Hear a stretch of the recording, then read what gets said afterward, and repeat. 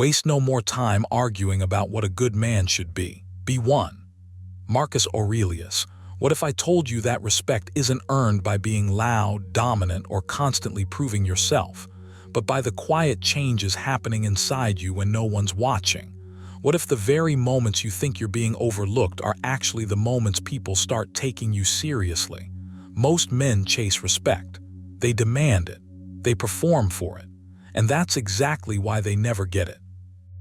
Real respect works differently. It shows up when you stop explaining yourself, when your presence feels grounded, when people listen the moment you speak, without you asking for attention. And the truth is, if you've been feeling a subtle shift lately, less reactive, more composed, more comfortable standing alone, you might already be on that path. In this video, we're breaking down 9 unmistakable signs you're becoming the man everyone respects, not because you try to, but because your character makes it unavoidable. These aren't surface-level habits or fake confidence tricks. These are deep, internal signals that separate men who are tolerated from men who are trusted. Watch this video till the very end, because the final sign is the one most men never reach.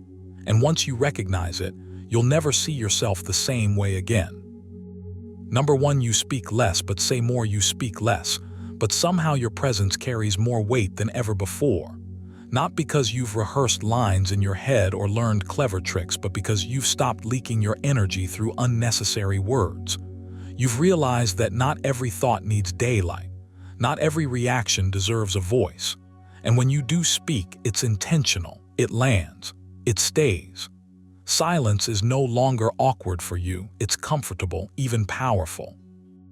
You're not quiet because you're unsure. You're quiet because you're selective. That shift alone changes how people experience you. Most people talk to fill space. You don't. You let space do the work. When you pause before responding, when you allow moments to breathe, people lean in. They listen harder. You're not rushing to prove anything. You're not narrating your thoughts out of anxiety. You've learned that words are a resource, not a reflex. Marcus Aurelius wrote, "Let your speech be better than silence, or be silent." You've taken that seriously. You don't speak to be seen. You speak because something actually needs to be said. This doesn't mean you've become distant or cold. It means you've stopped performing. You no longer feel the need to comment on everything, explain yourself endlessly, or defend every decision. You trust your internal compass enough to let it guide your mouth. When something matters, you say it clearly. When it doesn't, you let it pass. That restraint creates contrast, and contrast creates impact. A man who speaks all the time blends into noise. A man who speaks with precision becomes signal. You've also noticed something subtle. The less you talk, the more you hear. Not just words, but tone, timing, intention. You pick up on what's underneath conversations because you're not busy planning your next sentence. You're present, and presence is rare. Epictetus reminded us, "We have 2 ears and 1 mouth so that we can listen twice as much as we speak." You're finally living that ratio. Listening isn't passive for you anymore, it's active strength. There's discipline here. Make no mistake. This isn't about being naturally quiet. It's about training yourself to pause when the urge to speak arises, to sit with discomfort instead of filling it, to resist the dopamine hit of being heard immediately. Seneca warned that where words are many, sin is not absent. You've learned that excess speech often comes with regret, things said too quickly, too emotionally, too loosely. By speaking less, you give yourself time to align your words with your values. And when you do speak, your words are clean, direct, uncluttered. You don't over-explain. You don't decorate sentences to sound impressive. You say what you mean and stop there. That clarity makes people trust you. They sense that you're not manipulating the moment or chasing approval. You're grounded. You're not trying to win conversations, you're trying to be honest. That honesty, delivered without excess, commands respect. There's also an internal shift happening. You're no longer outsourcing your confidence to external validation through talk. You don't need to narrate your plans to feel real. You don't need to announce your intentions to feel committed. You act quietly. You decide privately. Marcus Aurelius again. Waste no more time arguing what a good man should be. Be one. You've applied that to speech. Less commentary, more alignment. If you want to build this habit deliberately, start with a simple daily practice. Impose a pause. Before you speak, count a slow 3 in your head. Not to censor yourself, but to filter. Ask yourself one question. Does this add value, or is it just noise? That single checkpoint rewires your behavior over time. You'll notice how many words were never necessary to begin with. Another exercise is to practice concise expression. Take something you want to say and challenge yourself to say it in half the words, then half again. This isn't about sounding robotic, it's about sharpening your thinking. Clear speech comes from clear thought. If your words feel messy, your thinking probably is too. Clean that up internally and your speech will follow. You can also train silence. Set aside moments in your day where you intentionally say nothing, even when you could. Not out of withdrawal, but observation. Watch what happens when you don't jump in. Notice how often conversations correct themselves without your input. Notice how your urge to speak rises and falls like a wave. You don't have to obey every impulse. That realization alone strengthens self-control. As you do this, something unexpected happens. People start projecting depth onto you. Not because you're mysterious by design, but because you're not spilling everything at once. Humans are wired to value scarcity. When your words are scarce, they're valued. When they're constant, they're skimmed. You don't need to force authority. It emerges naturally when your speech is deliberate. This way of being also protects your energy. Fewer words mean fewer emotional entanglements, fewer unnecessary explanations, fewer arguments that lead nowhere. You conserve yourself. You stay centered. Seneca spoke often about guarding one's inner life, and this is part of it. Every word you speak is a small expenditure of energy. Spend it wisely. Over time, you'll notice that speaking less doesn't make you invisible, it makes you unmistakable. When you finally speak, people stop what they're doing. Not because you're loud, but because you're consistent. Your words match your actions. Your tone matches your intent. There's no static between who you are and what you say. This isn't about becoming silent for the sake of it. It's about becoming intentional. You're not shrinking, you're refining. You're choosing depth over volume. And that choice changes how the world responds to you. So keep practicing. Pause, listen. Strip your words down to what actually matters. Let silence sharpen you instead of scare you. Speak when it counts. And when it does, let your words carry the weight of someone who knows exactly who he is and doesn't need to say much to prove it. Number 2, you act without needing validation. You act without needing validation when something inside you finally settles. You stop waiting for the nod, the applause, the subtle permission slip from the world. You move because the action itself feels right, because your values have teeth now. This shift is quiet, almost invisible, but it's seismic. You feel it when you no longer explain yourself before you begin. When you don't rehearse your choices in your head, hoping they'll sound impressive to someone else. When you decide, act, and let the results speak. That's when respect starts orbiting you, not because you demand it, but because you no longer chase approval like oxygen. At first, this feels uncomfortable. Validation is addictive. It's warm. It reassures the ego. But over time, you realize how expensive it is. Every time you wait for someone to agree, you delay your own life. Every time you need praise to move, you hand your power away. The Stoics warned about this centuries ago.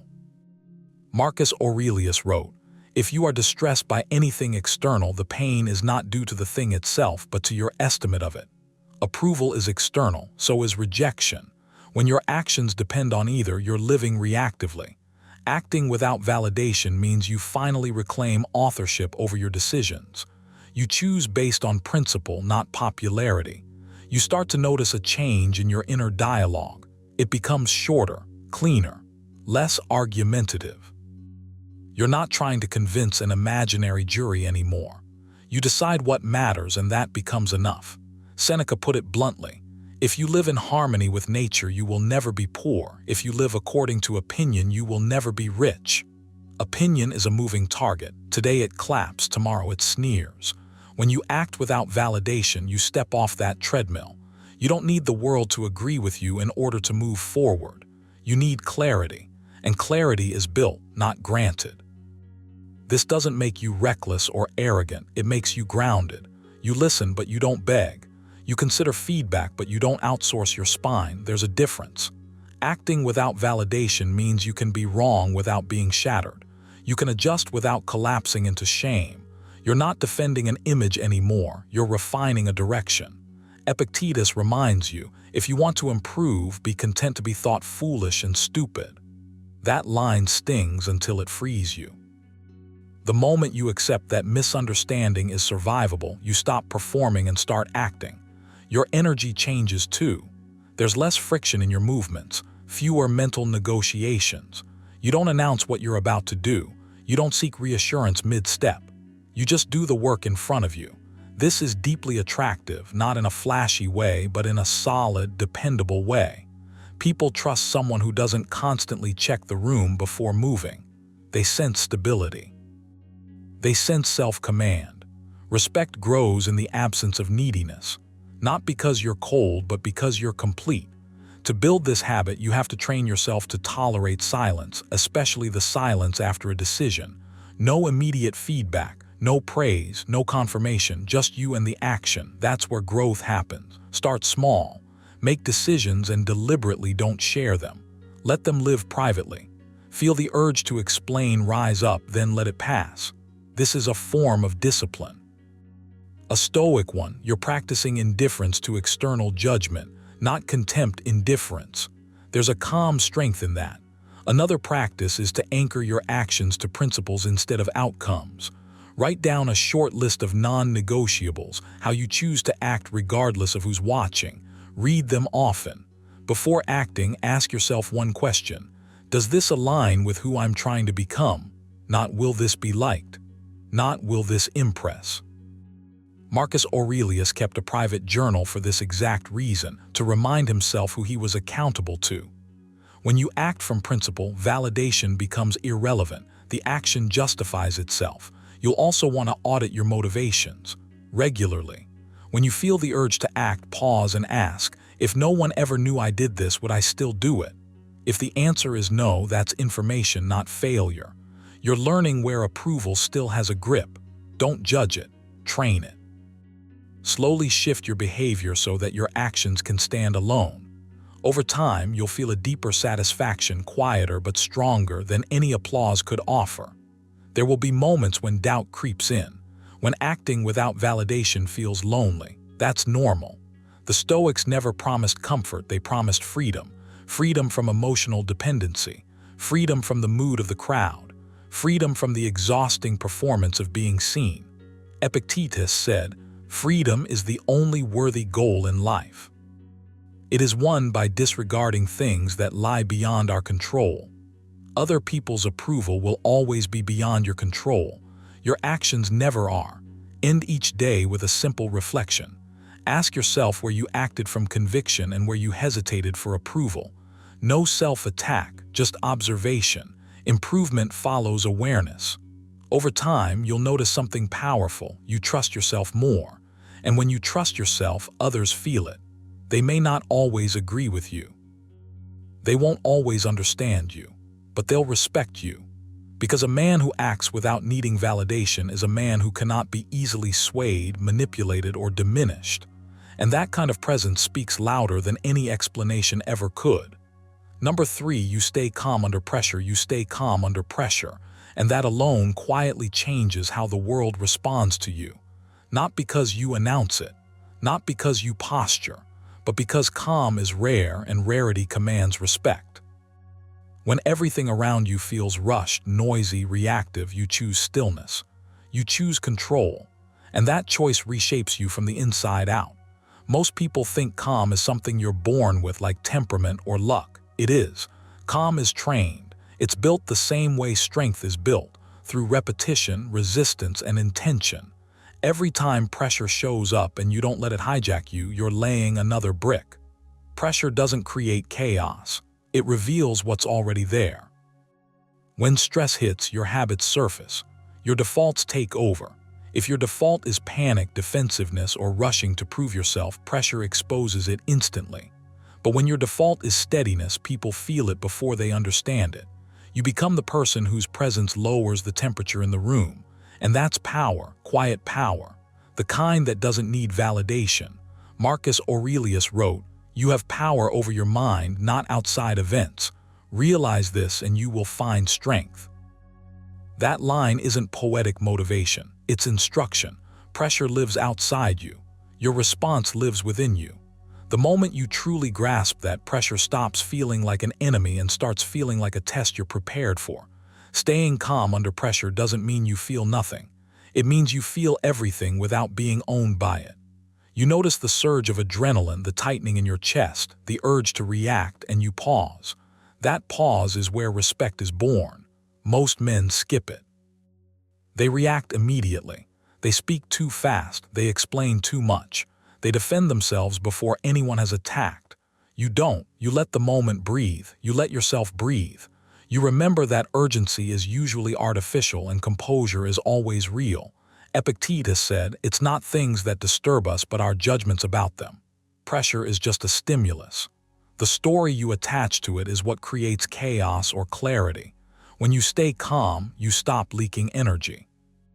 You stop wasting mental bandwidth on what-ifs and imagined outcomes. Instead, you anchor yourself in what you can control: your breath, your posture, your attention. Calm is physical before it's mental. Your body leads. Slow your breathing and your mind follows. Relax your jaw, drop your shoulders, soften your eyes. These aren't tricks, they're signals. You're telling your nervous system that you're not in danger, even if the situation feels intense. And once your body believes you're safe, your thinking sharpens. You stop scrambling, you start choosing. Pressure tries to rush you into proving something. Calm reminds you that you don't need to prove anything. The man who stays composed doesn't chase respect. He becomes the kind of man respect naturally orbits. Seneca warned, "No man is free who is not master of himself." Losing your calm is a form of slavery. It hands control to circumstances, to other people, to random moments. Keeping your calm is an act of self-ownership. And self-ownership is deeply attractive, not in a flashy way, but in a grounded, unmistakable way. This is where habit comes in. Calm under pressure isn't something you turn on when it matters. It's something you practice when it doesn't. Start small. When you feel irritation rising, don't speak immediately. Count 3 slow breaths before responding, not to suppress yourself, but to align yourself. When your mind starts racing, label it. Say internally, "This is pressure." Naming it creates distance. Distance creates choice. Choice creates calm. Over time, this becomes automatic. Your nervous system learns that pressure doesn't require panic, it requires presence. Another practice is voluntary discomfort. Calm grows when you regularly step into controlled stress on your own terms. Do hard things slowly. Sit in silence without reaching for distraction. Let your thoughts come and go without chasing them. When discomfort shows up, don't negotiate with it. Stay. Breathe. Observe. This trains you to remain steady when your instincts want escape. The Stoics called this preparation, not optimism, not denial, preparation. You're not trying to avoid pressure. You're becoming fluent in it. You also need to clean up your internal dialogue. Pressure feeds on catastrophic language. "This is bad. I can't mess this up. Everything depends on this." Those thoughts spike anxiety and shrink your perspective. Replace them deliberately. Not with blind positivity, but with grounded truth. "I can handle this moment. I only need to deal with what's in front of me. I've faced harder internal battles than this." These statements aren't hype. They're stabilizers. They keep you centered when your mind wants to spiral. Staying calm also means accepting that you don't control outcomes. You control effort, intention, and response, nothing more. The moment you stop trying to dominate results, pressure loses its grip. You're no longer fighting reality. You're cooperating with it. Marcus Aurelius reminded himself, "Accept the things to which fate binds you, and love the people with whom fate brings you together." Acceptance isn't weakness, it's efficiency. You stop burning energy on resistance and redirect it toward clarity. As you practice this, something subtle happens. People start trusting you, not because you're louder or more assertive, but because you're stable. They sense that you won't crumble when things get tense, that you won't lash out or disappear, that you can be relied on. Respect grows fastest in that soil. And the deeper truth is this: the more calm you cultivate under pressure, the less pressure controls you anywhere else. You walk differently, you speak differently, you listen more, you react less, you become deliberate. So here's your work. Daily, practice slowing your breath when stress appears. Intentionally pause before responding. Put yourself in mild discomfort without distraction.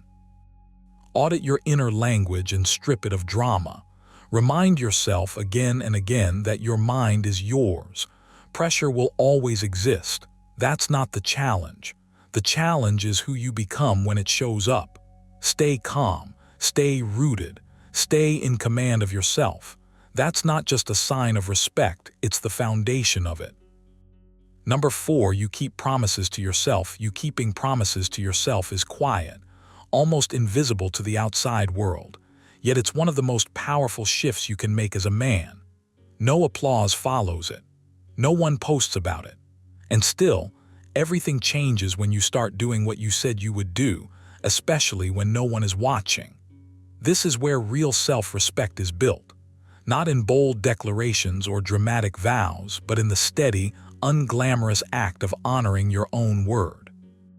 When you keep promises to yourself, you stop negotiating with your weaker impulses. You stop treating your intentions like suggestions. You begin to move with a different kind of gravity because deep down you know you can trust yourself. And once you trust yourself, others feel it without you ever needing to announce it. Most people break promises to themselves casually. They tell themselves they'll wake up earlier, start tomorrow, stay disciplined this time, and then shrug it off when they don't. You're different now. You don't shrug, you notice, you register the fracture. And instead of drowning in guilt or making excuses, you correct course. The Stoics understood this deeply. Marcus Aurelius wrote, "Waste no more time arguing what a good man should be one."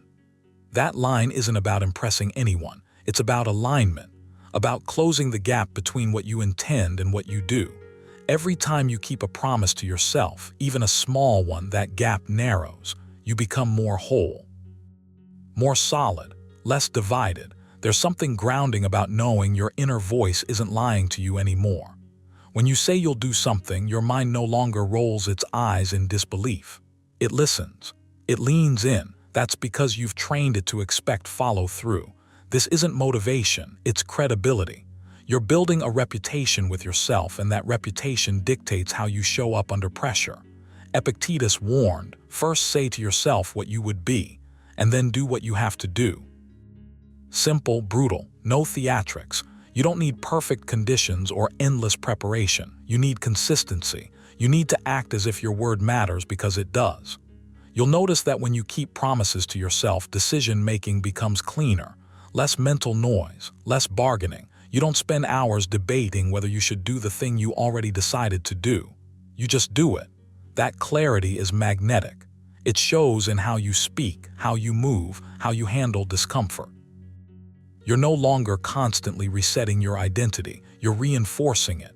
And the more often you reinforce it, the stronger it becomes. Respect grows from this foundation because respect is rooted in reliability. Not just outward reliability, but inner reliability. This also changes how you deal with failure. You stop lying to yourself about it. You don't dramatize it, and you don't dismiss it either. You look at it plainly. You ask, what did I commit to, and did I honor it? If not, you adjust the promise, not your standards. Seneca put it plainly, he who is brave is free. And bravery here isn't loud or aggressive. It's the courage to face your own inconsistencies without flinching, to choose discipline over comfort again and again, even when no one is counting. A powerful exercise you can start today is this: shrink your promises until they are undeniable. Promise less, but keep it absolutely. One small, non-negotiable commitment per day. Something so clear that there's no room for interpretation. Write it down. not to motivate yourself, but to witness yourself. Then do it even when you don't feel like it, especially when you don't feel like it. At the end of the day, don't reward yourself with praise, just acknowledge it, calmly, like a man who expects this from himself. Over time, expand the scope, not the intensity.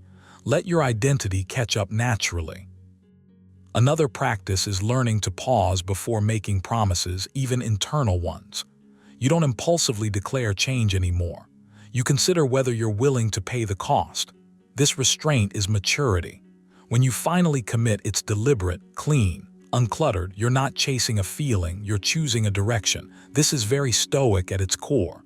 Focus on what is within your control, your actions, your effort, your follow-through, not outcomes, not recognition, not validation. Keeping promises to yourself also means respecting your limits without using them as excuses. You don't overload your plate just to feel productive. You choose what matters and cut the rest. That discernment is rare, and it's respected. When you stop overpromising to yourself, you stop disappointing yourself. Confidence stops being something you try to feel and starts being something you quietly embody. You walk slower. You speak with less urgency. You don't need to convince anyone because you're no longer trying to convince yourself. There will be days you slip. That's not the test.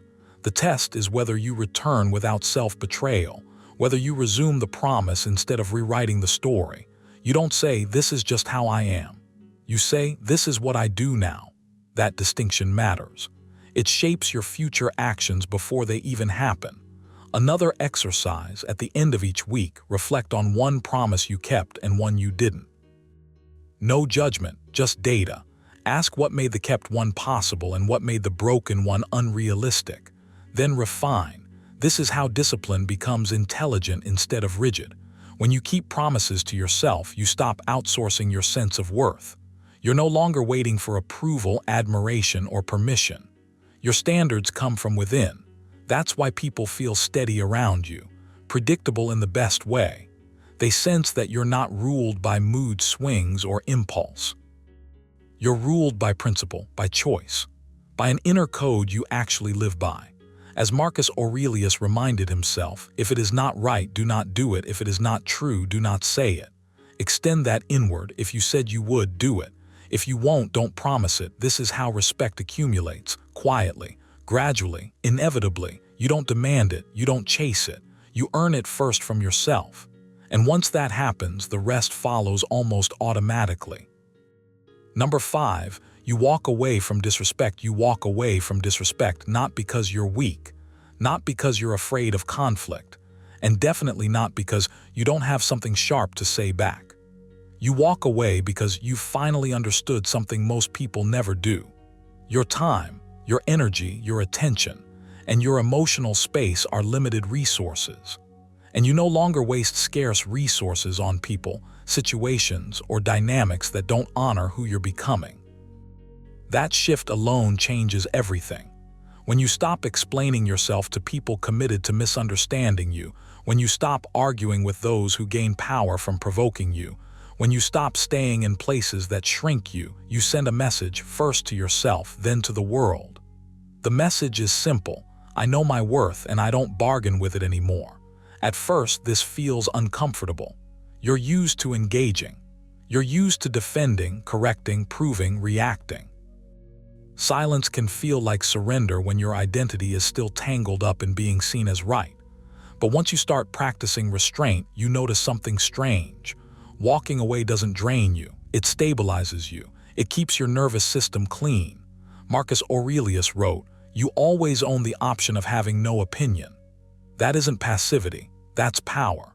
You realize you don't need to attend every argument you're invited to. You don't need to respond to every slight. You don't need to teach lessons to people who aren't students. Your calm becomes heavier than their noise.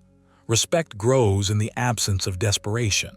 When you chase respect, argue for it, demand it, or try to force it through dominance or words, people feel the hunger behind your actions. But when you simply remove yourself from disrespect, without speeches, without drama, without bitterness, something shifts. You become unpredictable in the best way. People can't bait you. They can't pull you into emotional mud. They sense boundaries even when you don't announce them. Seneca warned, "No man is free who is not master of himself." Walking away is self-mastery in motion. It's you choosing discipline over impulse. Here's the quiet truth: not every battle deserves your presence. Some moments test your ego, not your character. Disrespect often arrives disguised as just a joke, just an opinion, or "you're too sensitive." In the past, you may have stayed, laughed along, swallowed it, or exploded later in private. Now you don't need to label it. You don't need to analyze it out loud. You simply disengage. You withdraw access. You reclaim your posture. Epictetus said, "If you want to improve, be content to be thought foolish and stupid." Walking away will confuse people who expect a reaction. Let them be confused. You're not here to manage their expectations. This habit rewires you internally. You stop tying your self-respect to external validation. You stop measuring your value by how others treat you in the moment. Instead, you anchor yourself in principles. One of the core Stoic ideas is control, knowing what is within your power and what is. You can't control how others behave. You can control how long they get access to you. That distinction is everything. When you walk away from disrespect, you're not avoiding discomfort. You're choosing long-term peace over short-term emotional release. There's also a deeper layer to this. When you tolerate disrespect, even silently, you train people how to treat you. More importantly, you train yourself to accept less than you deserve. That erosion is subtle but dangerous. Walking away stops that erosion. It draws a line that doesn't need to be defended repeatedly. Over time, this builds a reputation without words. You become the man who doesn't linger where standards are low. The man who doesn't linger in emotional chaos. The man whose absence is louder than most people's arguments. To practice this, you need discipline in the moment. The body reacts before the mind catches up, so start with awareness.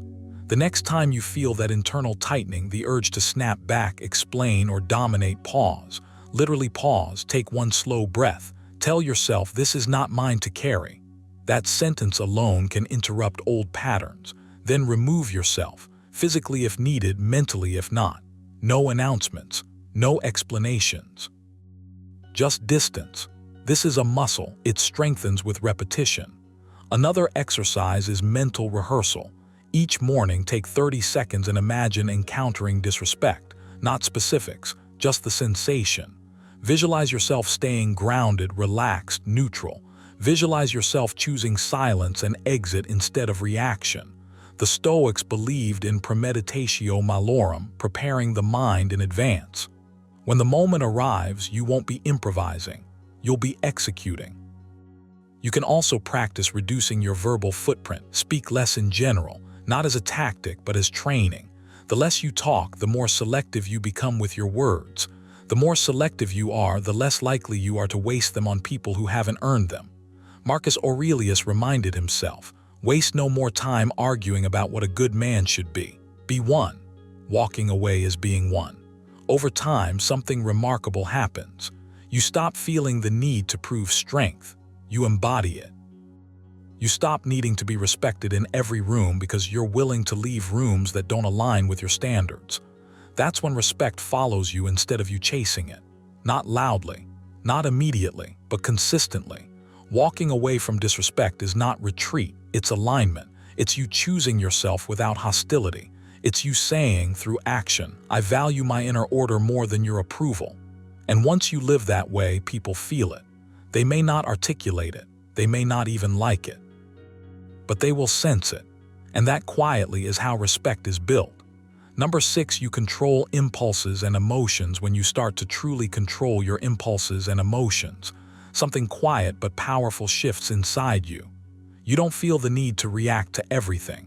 You don't rush to defend yourself, explain yourself, or prove anything. There's a growing pause between what you feel and what you do, and in that pause, you begin to choose yourself. This isn't about becoming cold or distant. It's about becoming grounded. You stop being yanked around by every urge, every spike of anger, every wave of anxiety. Instead, you stand still long enough to decide who you want to be in that moment. As Marcus Aurelius wrote, "You have power over your mind, not outside events. Realize this and you will find strength." When you live this way, respect follows naturally, not because you demand it, but because your presence feels solid, dependable, and calm. Most people live at the mercy of their impulses. They speak before thinking. They chase comfort the moment discomfort appears. They react emotionally and then spend hours, days, or even years dealing with the consequences. You begin to separate yourself the moment you decide that your inner state matters more than temporary relief. You stop asking, "What do I feel like doing?" and start asking, "What kind of man do I want to be right now?" That single question changes everything. It slows you down, forces you to step out of autopilot. Epictetus said, "No man is free who is not master of himself." And this mastery isn't loud or dramatic. It's subtle. It's you noticing an urge rise and choosing not to obey it. It's you feeling anger flare and letting it burn out without turning it into words or actions you can't take back. When you control your emotions, you stop leaking energy. You're no longer exhausted by overthinking, regret, or emotional spirals. Your mind becomes clearer, sharper. Decisions feel cleaner. You start responding instead of reacting, and people can sense that difference immediately. There's a steadiness to you. You're not easily shaken. You don't crumble under pressure or inflate under praise. Seneca warned that a man who is a slave to his passions is a slave indeed. You begin to understand that emotional control isn't repression, it's direction. You still feel deeply, but those feelings no longer sit in the driver's seat. You decide where the car goes. This kind of control builds respect because it signals maturity. Anyone can be loud when they're angry or impulsive when they're excited. Very few can stay composed when emotions surge. When you do, you communicate strength without saying a word. You show that you trust yourself. And when you trust yourself, others tend to follow. You're no longer predictable. You're no longer easy to provoke. That alone makes people think twice before testing you, not out of fear, but out of awareness. They know you won't be pulled into chaos. To build this control, you need to train it deliberately. Start with awareness. Every time an impulse shows up, don't judge it, just notice it. Say to yourself, "There it is." That simple acknowledgement creates distance. It reminds you that you are not the impulse. You are the one observing it. Practice delaying action. Even a few seconds is enough. Breathe slowly. Let the sensation peak and fall. Most urges are weaker than they feel. They pass if you don't feed them. This is the discipline Marcus Aurelius practiced daily, reminding himself that emotions are temporary visitors, not permanent rulers. Another exercise is voluntary discomfort. Choose regularly to do small things that feel slightly uncomfortable but beneficial. Sit with silence. Resist the urge to distract yourself. Finish what you start, even when motivation fades. Each time you do this, you reinforce the message that you are in control, not your moods. Over time, this rewires how you respond to pressure. You become someone who can endure without collapsing inward or exploding outward. You also learn to question your emotional narratives. When a strong feeling arises, ask yourself, "Is this useful? And is this true?" Emotions often exaggerate. They dramatize. They lie convincingly. Stoic philosophy teaches you to examine impressions before accepting them. Epictetus emphasized that it's not events that disturb you, but your judgments about them. When you challenge those judgments, emotions lose their grip. You don't suppress them, you outgrow their authority. As you continue this practice, you'll notice a shift in how you carry yourself. Your reactions slow, your voice steadies. Your decisions align more closely with your values instead of your cravings. You begin to act with intention, and intention is magnetic. People respect men who are intentional because they feel safe around them. There's no emotional whiplash, no unnecessary drama, just consistency. Control over impulses and emotions also builds self-respect, which always comes before external respect. When you keep promises to yourself, when you do betray your long-term goals for short-term comfort, you start to trust your own word. That trust becomes confidence, quiet confidence, the kind that doesn't need validation, the kind that doesn't chase approval, Seneca wrote, "He who is brave is free." And bravery in this sense is the courage to sit with discomfort without flinching. Make this a daily practice. Reflect at the end of the day. Ask yourself where you reacted and where you responded, not to shame yourself but to learn. Progress here is gradual, almost invisible, but it compounds. Weeks pass, months pass, and one day you realize that things that once controlled you no longer do. You feel lighter, clearer, more in command. This is one of the clearest signs you're becoming a man others respect, not because you dominate situations, but because you dominate yourself. Your emotions no longer own you. Your impulses no longer dictate your path. You move with calm purpose. You act instead of react. And in a world full of emotional noise, that kind of self-mastery speaks louder than anything you could ever say. Number 7, you focus on results, not attention. When you start focusing on results instead of attention, something subtle but powerful shifts inside you. You stop needing the noise. You stop reaching for validation like it's oxygen. You realize almost quietly that the work itself is enough. That inner turn, away from being seen and toward becoming effective, is one of the clearest signs you're growing into a man others respect, even if they never say it out loud. Especially if they never say it out loud. Because respect, real respect, doesn't announce itself. It shows up in how people listen when you speak, in how they trust your word, in how they feel your presence without needing you to perform. You begin to understand that attention is cheap, but results are rare.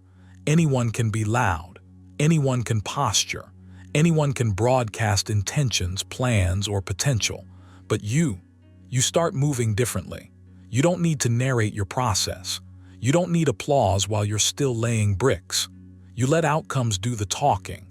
And there's a calm confidence that grows from that restraint, a groundedness that Stoic thinkers wrote about centuries ago. Marcus Aurelius reminded himself, "Waste no more time arguing about what a good man should be. Be one." That line hits harder when you really sit with it. Not talk, not signal, be. When you focus on results, you stop leaking energy. You stop scattering your attention across opinions, likes, reactions, and external noise. Your effort becomes concentrated, intentional, clean. You realize that attention pulls you outward while results demand you go inward. Attention wants witnesses. Results require solitude, discipline, and the willingness to be misunderstood for a while. You make peace with that. You stop explaining yourself to people who aren't building anything. You stop craving approval from those who aren't walking the path you're on. And oddly enough, that's when people start noticing you the most, without you trying. There's a deep Stoic clarity here. Control what is yours, release what is not. Attention lives outside your control. Results live inside it. Epictetus put it simply, if you want to improve, be content to be thought foolish and stupid. When you chase results, you accept that silence may follow. You accept that recognition might be delayed or never arrive. But you also gain something far more stable, self-respect. And self-respect has weight. It changes how you stand, how you speak, how you decide. You don't rush. You don't posture. You don't overpromise. You move with quiet intention because you know what you're doing, even if no one else does yet. This mindset forces you to adopt better habits almost by necessity. You become allergic to empty busyness. You stop confusing motion with progress. You ask sharper questions of yourself. Did I actually move the needle today, or did I just stay visible? Did I build something real, or did I just talk about building? These questions sting at first, but they sharpen you. They pull you back into alignment. Over time, you start choosing depth over display, substance over spectacle. You realize that the man who is obsessed with being noticed is often running from the discomfort of doing the work. And you're done running. There's also a humility that develops when results become your focus. Not a fake humility, not self-deprecation, but a grounded realism. You know how much effort things actually take. You know how many quiet repetitions sit behind competence. That knowledge makes you less impressed by noise and more respectful of consistency. Seneca warned, "It is not that we have a short time to live, but that we waste a lot of it." When you stop wasting time on attention, you reclaim your life in small, powerful ways. Your days feel denser, more honest, less performative. To live this out, you need practice, not just intention. Start with a simple exercise. For 1 week, do not announce what you're working on, not to friends, not online, not even in passing. Let the work stay private. Feel the discomfort of not being seen. Observe how often the urge to share arises. That urge is a signal. It shows you where you're still outsourcing motivation. Sit with it. Breathe. Then redirect that energy back into the task in front of you. Another practice: at the end of each day, write down one concrete result you produced, something measurable, however small, not effort, not intention, outcome. This trains your mind to value completion over commentary. You can also train silence deliberately. Choose moments where you would normally speak to impress, explain, or justify, and don't. Let the moment pass. Notice that the world doesn't collapse. In fact, it often opens up. Your words gain weight when they're no longer constant. When you do speak, people lean in. This isn't manipulation, it's alignment. It's you no longer wasting language on ego maintenance. As Marcus Aurelius advised, let your actions be your argument. Over time, focusing on results reshapes your identity.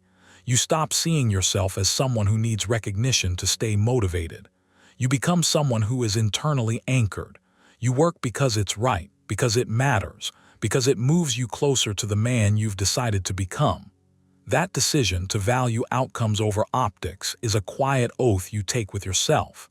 No witnesses, no applause, just integrity. And here's the paradox: when you stop chasing attention, respect finds you anyway. Not loudly, not all at once, but steadily. People sense that you're not performing for them. They sense the discipline, the restraint, the seriousness beneath your calm. They trust you more, they take you seriously. And even if no one ever says it, you know it in yourself. You're no longer loud about your worth.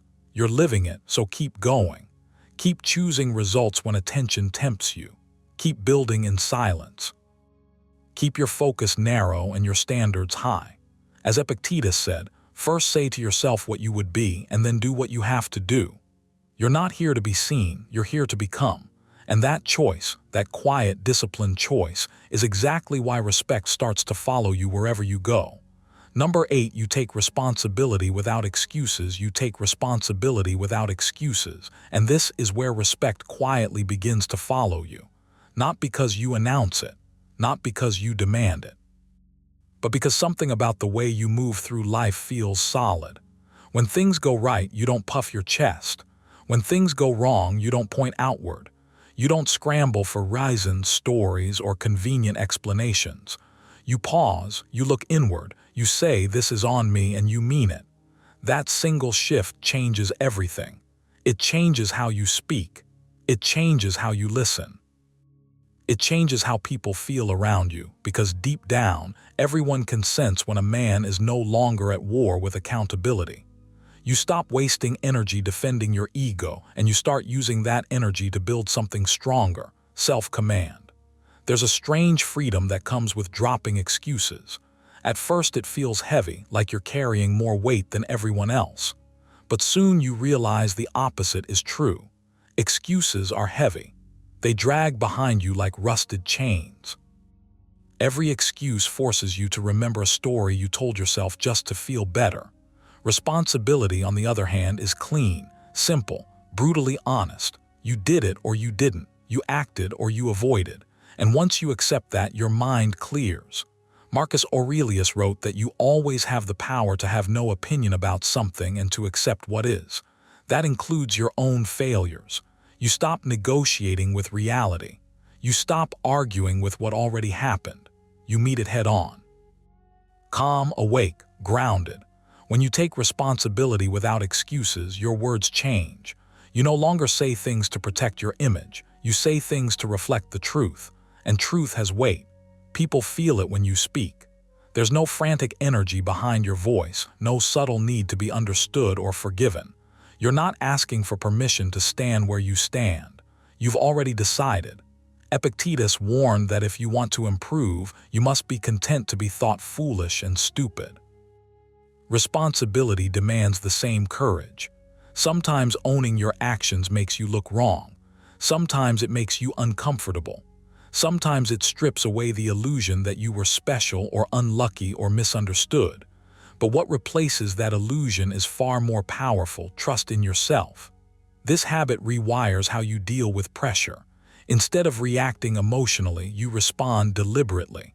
Instead of asking, "Why did this happen to me?" you ask, "What part of this belongs to me?" That question alone puts you back in control. You stop feeling like life is something that keeps happening to you. You become someone life happens through, and people respect that even if they can't explain why. They sense that you don't run from friction. You don't dissolve under responsibility. You don't need someone else to carry the burden for you. Seneca said that a man who suffers before it is necessary suffers more than necessary. Excuses are exactly that, pre-suffering. They keep you stuck in imagined injustice. Responsibility brings you back to the present where action is still possible. You'll notice something else as this mindset settles in. Your standards rise, quietly, naturally. When you stop making excuses, you stop tolerating your own weakness. Not in a harsh, self-loathing way, but in a firm, adult way. You stop bargaining with yourself. You stop saying just this once when you know it's a lie. You begin to expect follow-through from yourself, and because of that, others begin to expect it from you too. Respect often grows in silence. No applause, no dramatic shift, just consistency. Just a man who does what he says, owns what he does, and doesn't waste time explaining himself. This doesn't mean you become rigid or cruel with yourself. Stoicism was never about punishment. It was about clarity, about seeing what's in your control and releasing what isn't. Taking responsibility without excuses means you own your effort, your discipline, your reactions, your decisions. It means you don't cling to outcomes. You can give everything and still accept the result. That balance is rare, and rarity attracts respect. When you stop outsourcing blame, you stop outsourcing power. You keep it. You refine it. You aim it. Here, where you turn this into a daily practice, not just an idea you nod along with. First exercise: at the end of each day, ask yourself one question in writing. Where did I make an excuse today? Don't judge it, don't soften it, just write it down. Awareness comes before change. Second exercise: replace explanations with ownership in your inner dialogue. When your mind starts justifying, interrupt it with a simple phrase: I chose this. Even when circumstances were difficult. Especially then.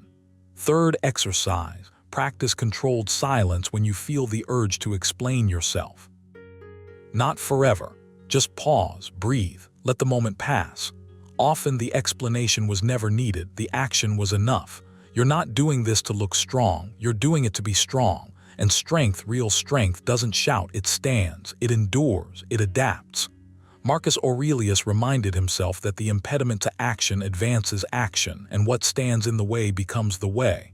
Responsibility works the same way. The moment you stop avoiding it, it becomes the very thing that sharpens you. People don't respect perfection. They respect reliability. They respect presence. They respect a man who doesn't hide behind stories when the mirror is asking questions.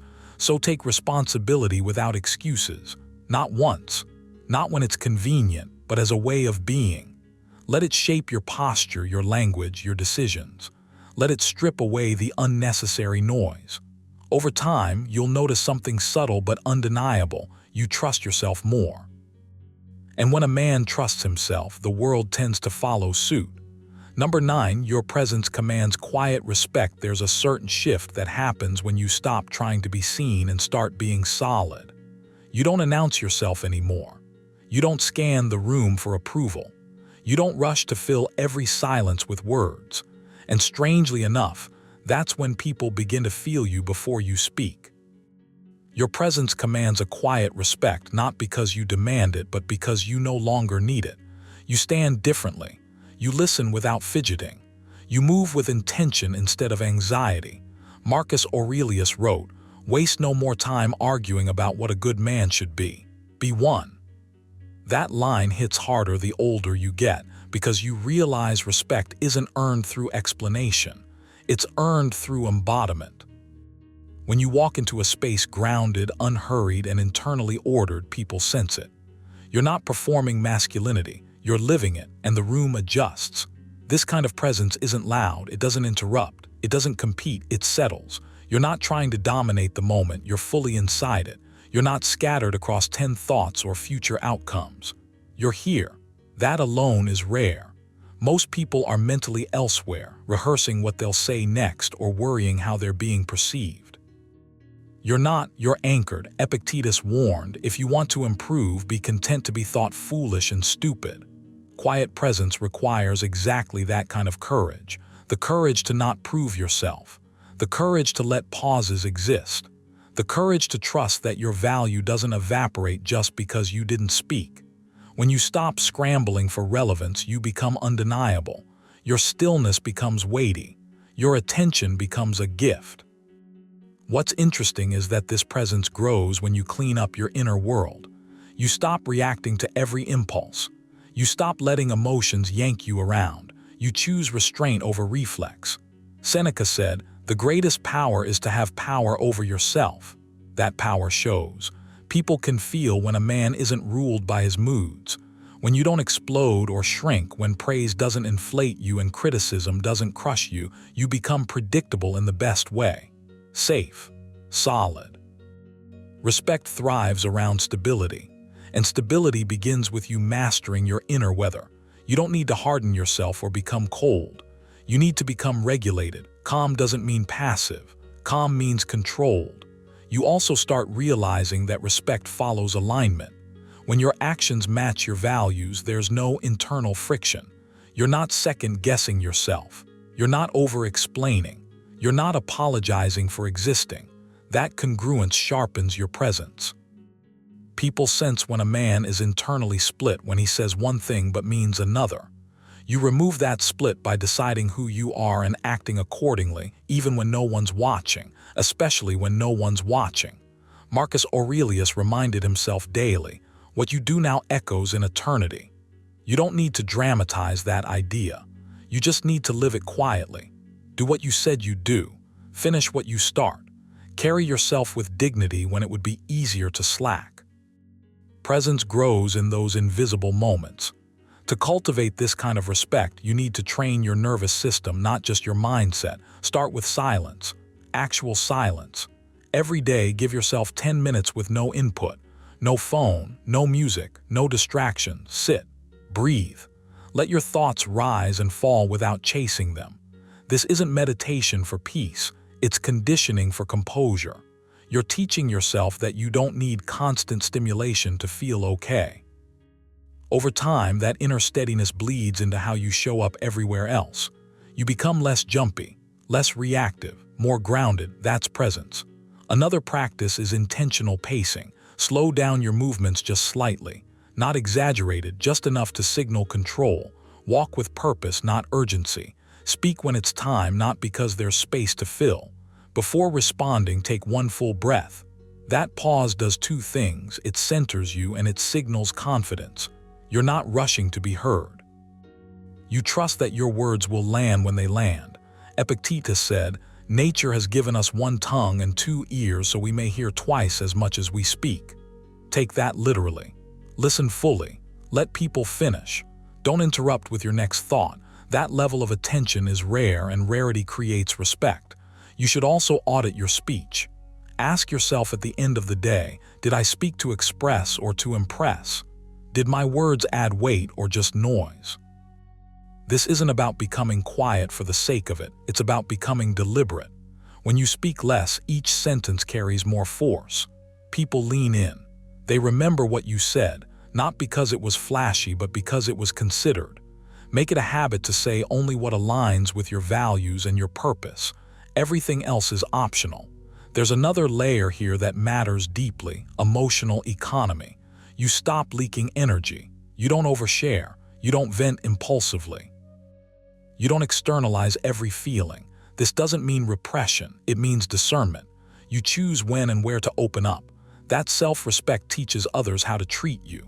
Seneca wrote, "He who is brave is free." Emotional bravery looks like restraint. It looks like holding yourself with care. When people sense that you value your inner life, they mirror that valuation back to you. Finally, anchor yourself in a daily reminder of impermanence. Not in a morbid way, but in a clarifying way.